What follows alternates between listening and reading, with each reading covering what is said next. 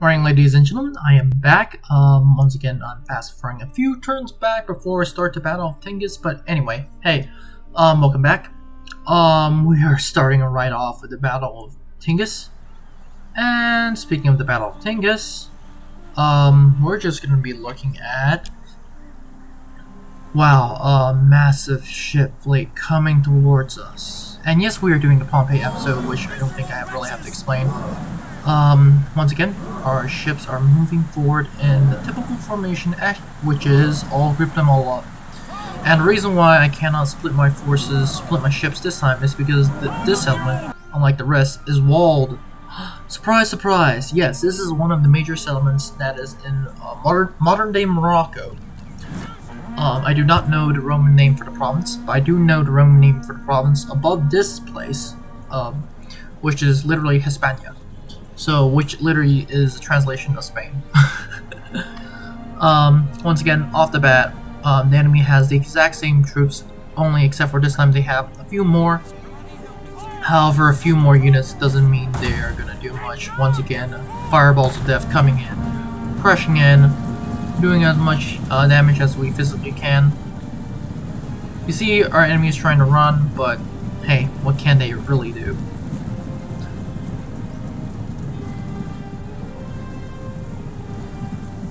Once again, at this point, I'll just stop talking and let you guys watch the fireworks.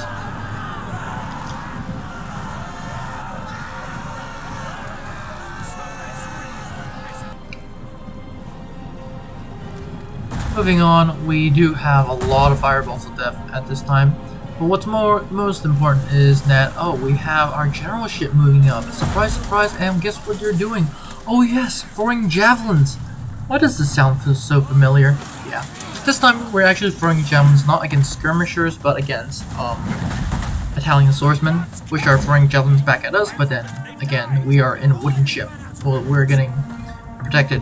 The real thing that I'm actually afraid of is literally the fire towers, but we're going to talk about that later. Once again, I'm just going to stop talking and let you guys watch the fireworks.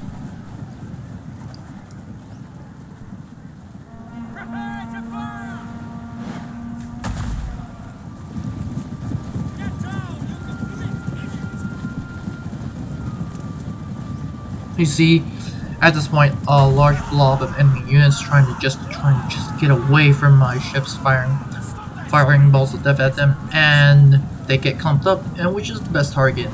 Obviously, I'm keep ordering my troops to hit at this unit, but for some reason they wouldn't hit the blob; they would just hit the actual unit. So that's a pain. Once again, like I said, like I did in the last episode, imagine yourself as a civilian. Holy God. Wouldn't you just like, how do I put it in a nice way, surrender as of right now? When I talked about fire towers, arrow towers, they fire flaming arrows, which is not a big problem, except for you see my ships getting burned. The catapults on there are getting burned, which means I am down one ship that can fire a catapult. Once again, the enemy is trying all sorts of methods, but as long as they do not have fire arrows, we are 100% fine. Once again, like I said, these slingers are getting absolutely wrecked in the face of fire arrows from my own tower. And not to mention their slings can't really do any damage, not only if my troops were on land, even to put them on a ship and then throw slings at them is even less than possible. Now, once again, these units are just blobbing up. For this time, I actually do not know why they are blobbing up here. The last time they blobbed up, it wouldn't make military sense because they were trying to get away from me. This time, they're just gonna get wrecked by my, ballista ships. Now, you see me, you might be wondering, wait, this ship is firing extraordinarily fast. Yes, I wonder why. Oh yeah, because I'm controlling it. I'm controlling the fire mechanic.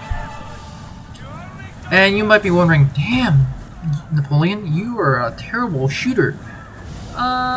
Yeah, the aiming sights are quite bad on ship, and not to mention that your shots are not 100% accurate. If the shots were accurate, and then I'll be wonderful. It'll be wonderful. But there are some people out there who can do better shooting than me, so yeah, I'm actually quite a bad shot. However, I am doing quite a lot of damage to this one unit.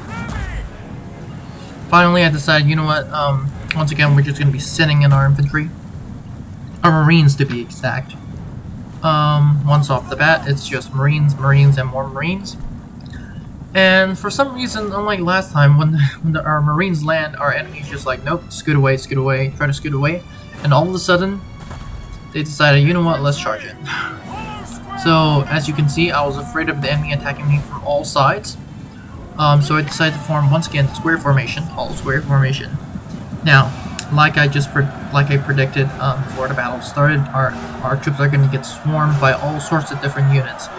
Once again, in this battle, the only unit that is really scary is the mob. Sorry, not the mob. The Italian swordsmen, which are right in front of us, having those massive shields, orange and red shields. While the other units like the mob are really a joke. And to make matters worse, the enemy are sending in unarmored and out of ammo slingers. As you can see, I am sending in my second ship, which is once again Roman Marines, while this entire time I've just been bombarding the enemy with giant ballistas. Now, they've landed, and once again I was trying to get them to have them move on the flank, but for this time I needed to land first, and then I can move them. So we're just going to watch the entire sequence.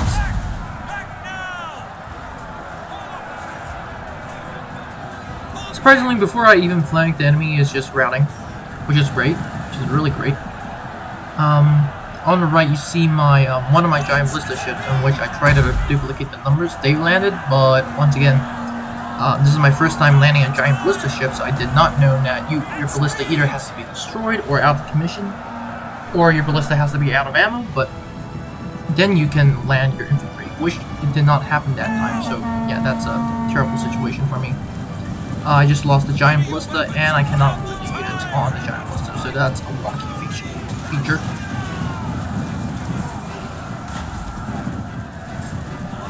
Decided to flank, and I had to first deal with these mobs. I mean, I think they're skirmishers, light skirmishers, but once again, they're worse. They're almost the same as mob. They die quickly against just Roman legionary marines, and yeah. Once again, I was about to aid my other unit in square, but I found out, hey, the other unit in square has just broken the rest of the units. So I'm sitting here right now, and I'm just capturing the flag. You see a little bit of spearmen just moving around, and I fire at my last javelin volley, and that is going to be interesting, because now, since I've taken the town center, the battle is won. Once again, I skipped over a few turns for those that think something's wrong. There is something wrong. I skipped over a few turns, and because the next battle, just at the mouth of Hispania, where is now Gibraltar, is very easy. This battle is basically the enemy fleet, quote-unquote fleet, tries to attack me, but instead of sending an actual fleet, they send in transport ships, which on paper can defeat me with their numbers, because I don't have good numbers with these heavy ships, or especially my light ships have bad numbers. But the problem is, once again, transports do not use transports against ships. They are terrible at fighting, unless you board them, which is actually possible, but once again, it's highly useless, because enemy ships are just gonna ram you. But anyway, the Lepidus sent an entire quote-unquote fleet, which is the fleet you see right now, which I'm destroying, and he gets wrecked. And not to mention that prior, he just lost another province. Once this battle is over, I'm just gonna show you the sequence I was talking about. But for now, just enjoy the show. Once again, surprisingly, Lepidus has sent in their only real quote-unquote warships are these essentially militia ships. I call them militia ships because these are very light ships. They're not even classified to be as warships, and they too get instantly killed not to mention everything else gets killed. I didn't really hunt down all the enemy warships because I wasn't paying real attention to them. I was focusing almost everything against these transports, which, once again, I need to destroy their army, because my army actually quite sucks compared to my navy. So I'm gonna let my enemies run. They're gonna attempt to fight me another day, but hey, suit yourself. I'm always up for a naval battle, when playing as Pompey the Great. As you can see, the enemy troops are drowning because most of them cannot swim. Scary. Which is really pretty accurate for naval battles at the time. You don't need to swim to join the navy, which is something that I will not advise. Actually, in fact, modern navies require that you need to swim, which is, thankful. During the end turn sequence, I can finally talk about what the heck is going on. Before we do that, we just have to ransom the captives. But anyway, during the end turn sequence, here's what happened. I sent an army to take Cardi and Gardi, and we took it. And I just spawned another general that I spawned him with a Praetorian Guard, and we're just gonna keep on going. And this is my first province in Spain. And to the surprise of literally everyone sitting here, Numidia has just broken their alliance with Lepidus. So that's wonderful. For some reason my wife died again, so I have to give him another wife, which is really, really sad. Holy god, the Sextus Pompey's wife has just been dying. As you can see, another interesting thing that happened was the political party that was the Yellow Banners, I called them the Yellow Party, was destroyed, replaced with an even more confusing White Party. So that's gonna be problematic. Another thing that was pretty dang interesting was that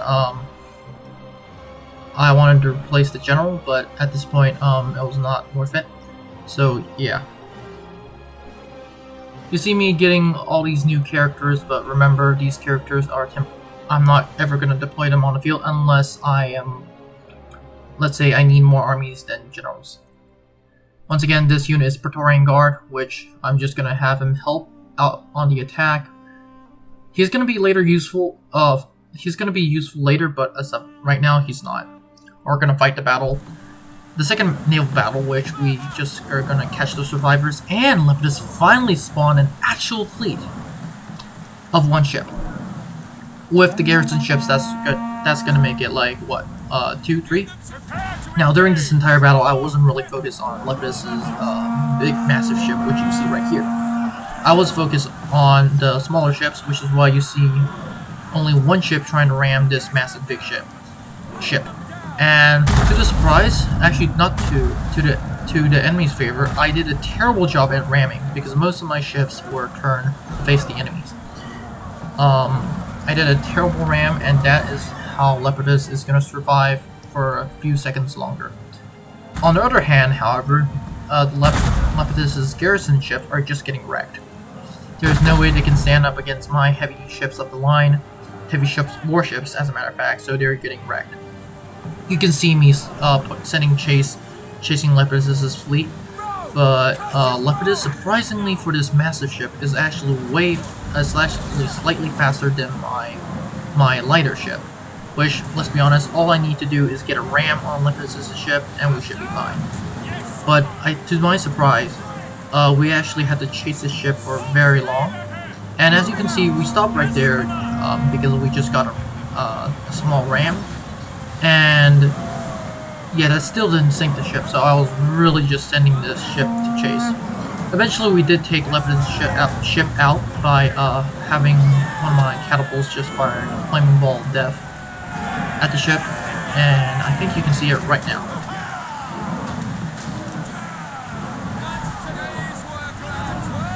Yep, that was the flaming ball of death. And the battle has ended. We killed every last of them. And now, as you can see, this is another navy that I have deployed for some reason.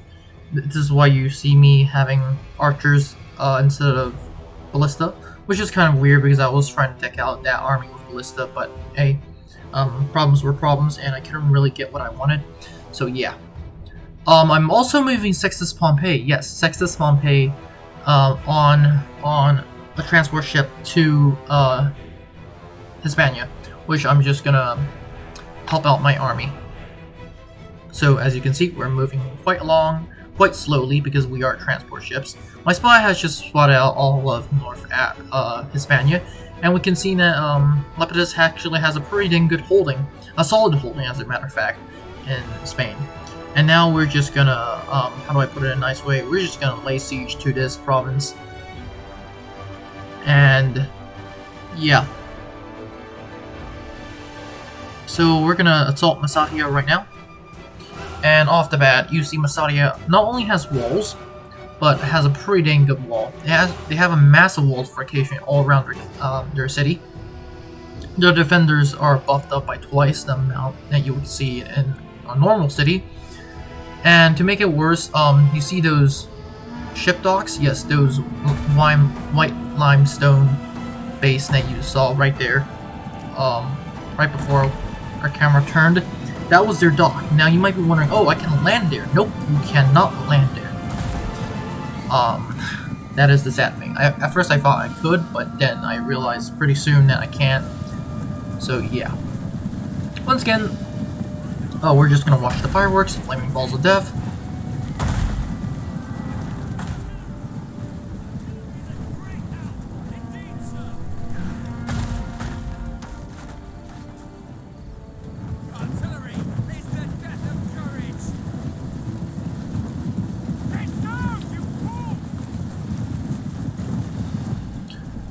As just a tip for anyone who plays multiplayer, which I do know a few people play multiplayer, when you're during a siege battle and the enemy has an artillery superiority, which they will almost always have, please do not group up your troops like this. This is the AI, so I'm actually quite relieved that it's not any player.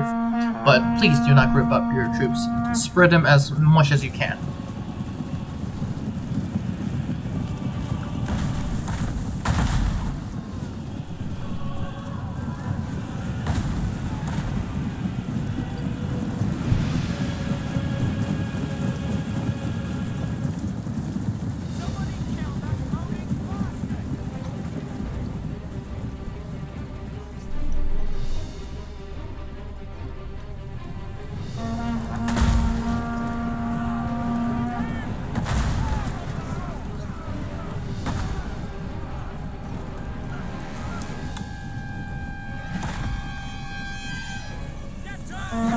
Once again, we're still watching the fireworks, but at this time, another unit is just getting heavily bombarded. More fireballs of death just swishing over their heads. Scary. And once again, they just made the same mistake as this last unit, and they're literally clumping up, which is the best target for me because, hey, I need to one ball, fiery ball of death can kill anyone, any whatever you want to call it, in its way. So it's going to be very devastating, and the more clumped up you are, the better it is. For those people who like modern references, it's like grouping a lot of people together in one room and then having that building explode. So that's a terrible idea. This is the exact same idea, but just on the plane. So which is why I keep emphasizing group up. Sorry, no, not group up. Spread out, and spread out. Once again, I was just talking about spreading out, and this unit, for whatever reason, is not spreading out. As a matter of fact, they're even more clumped up than the last one, which is, like I said, a great target for my artillery ships. And for some reason, I do not know what formation they're doing. As a matter of fact, I think they're glitching out, which is very good for me. Let's be honest, this is an entire unit of Italian spearmen right here. Italian town guard, to be exact. And we're just essentially wrecking them. Now, as you can see, the only downside of that was that the enemy had arrow towers, as you can see right there.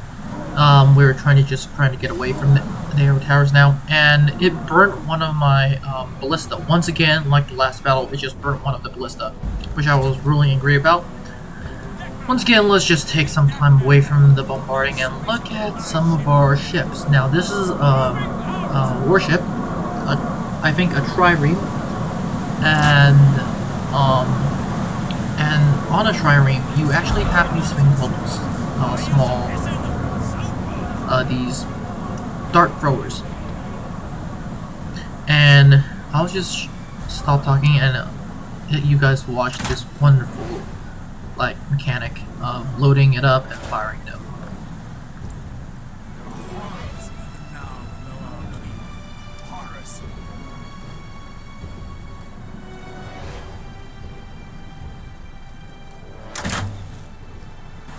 Finally, I decided to move up my ships instead of using my general ship this time. Well, I am using my general ship once again to throw the Pila, which, as you can see right now, I have a few other ships in support. I have at least 3 of my entire landing fleet in ship in support, and the good thing for this is that I use all my Pila on these very terrible units, using my Pila to most effect. But the downside is when I do actually land and I do flanking maneuvers, I will not be able to use my Pila. So I was quite interested about that. As you can see, once again in the background we have our catapults just firing at them. This unit was the one that we were watching with the Pila. Not with the Pila, but with the Scorpion. I'm pretty sure the Romans have a different name. I'm just forgetting off the bat. I just forgot what the name is. But, yeah, we are just throwing a lot of javelins at the enemy.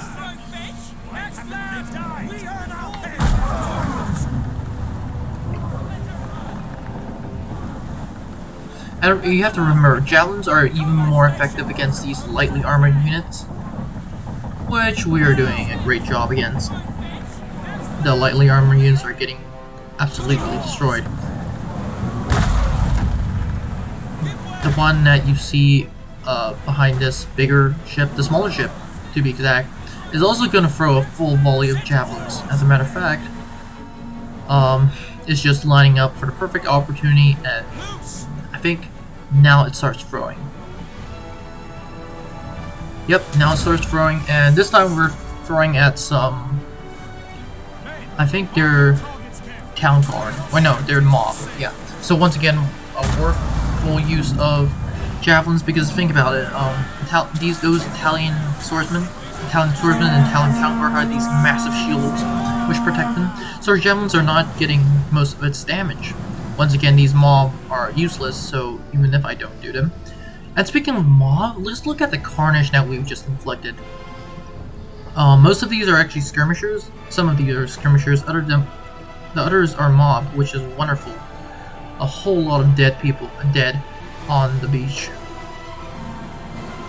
Let's look at the aerial view of the town that we're attacking. Yes, it's a good-looking town, but the problem is it's under siege.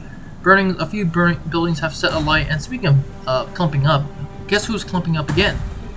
The exact same unit. I was not targeting at them because really this is really kind of interesting. This unit is clumping up, and I'm just auto-selecting a ship to fire at them. Not now, but eventually I will. So yeah.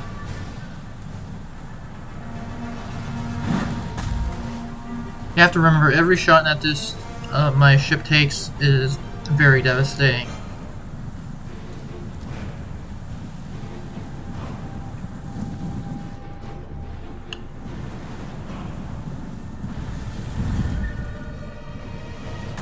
Looking around the entire map, we can see almost every unit has already been hit once or twice.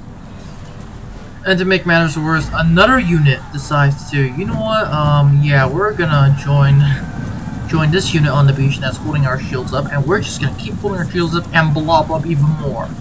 I do not know what this unit was making, I do not know what the first unit was making, but hey, I'm gonna take full advantage of it. Like, they are forming slightly of a testudo formation. I don't know, really, I don't know what this is. And they're gonna just pay the heavy consequences for it. That was the first of a series of shots. And now we're just gonna I'm just gonna auto-resolve. I'm just gonna auto-select a ship. I'm just gonna fire on my own. And this is, remember, point-blank range. There is no way I'm gonna miss. Most of these shots are gonna hit. If that was on dry land, that shot would have just rolled and killed a lot of people. The only benefit I see is that they're so close to the water that for some reason giant ballista balls disappear once they hit any part of the water. So that's interesting. But in this situation, they're getting absolutely wrecked.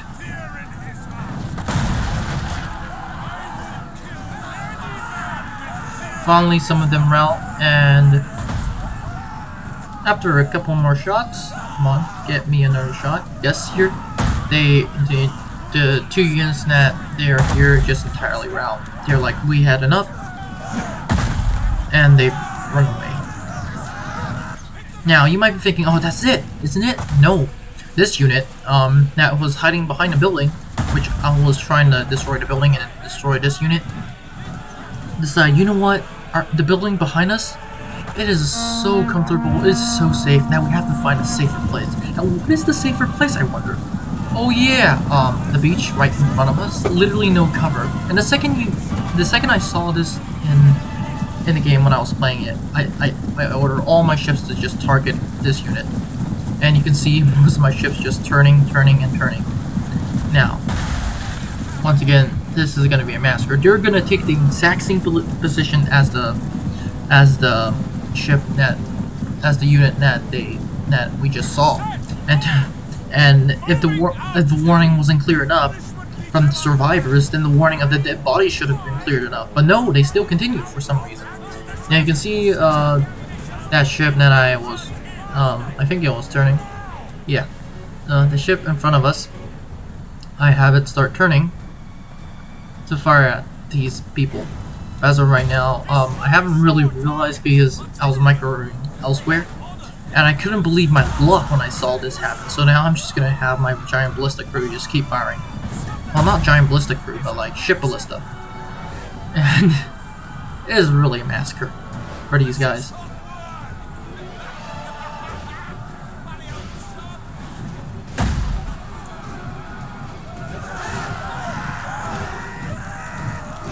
Now, at first I couldn't really fire because they were so close, but now, once I managed to set my aiming set, and they were just getting killed.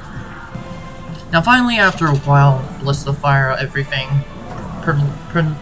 bombardment, as we would say in modern warfare, I sent in my landing force. Yes, 4 ships this time, all of them packed with Marines. I was attempting to send in my general, which I do actually. I just sent in my general with all my Marines, so that is a 5-unit stack. 2 120-man units, and the rest are 60-man units.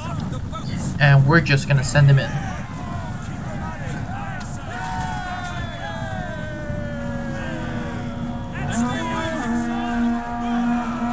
Off the bat, we are forming up, but the enemy is quick to react. As a matter of fact, I had to recruit one of my units quickly because the enemy was countercharging us.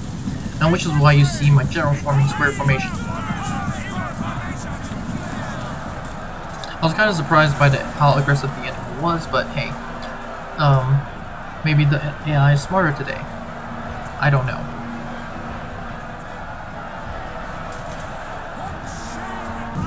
Finally, I decided to move one of my units on flank. It was the exact unit that was getting chased back then. Now I'm just letting them take their wonderful revenge and having them charge on the flank of these Italian spearmen, I think.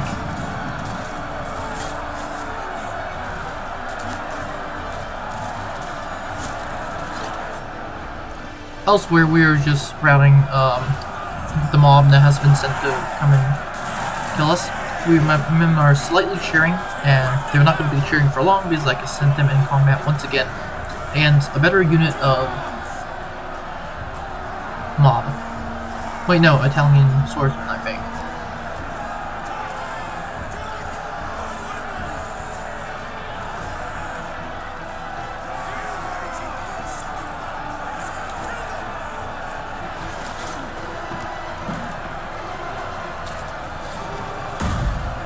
Once again, let's watch some of the fight animation, which is Rome 2 does a wonderful job of the fight animation.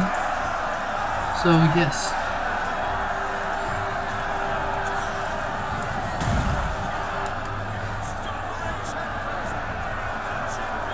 Once again, as you can see, I am having fireballs that have been fired at this master group, which is why, once again, you do not want to clump up your forces unless you are sure. Or unless you are like, well, because one, clumping up your forces like this,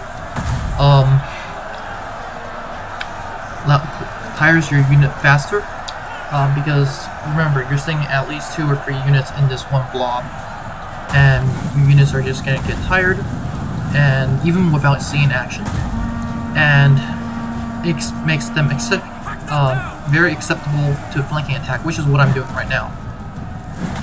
My units have broken through on the left and are charging on the right flank. Now remember, I also have that unit on the far right that has just been attacking their flank, so we are double flanking them. And I'm actually quite surprised that this massive blob is not routing at this point.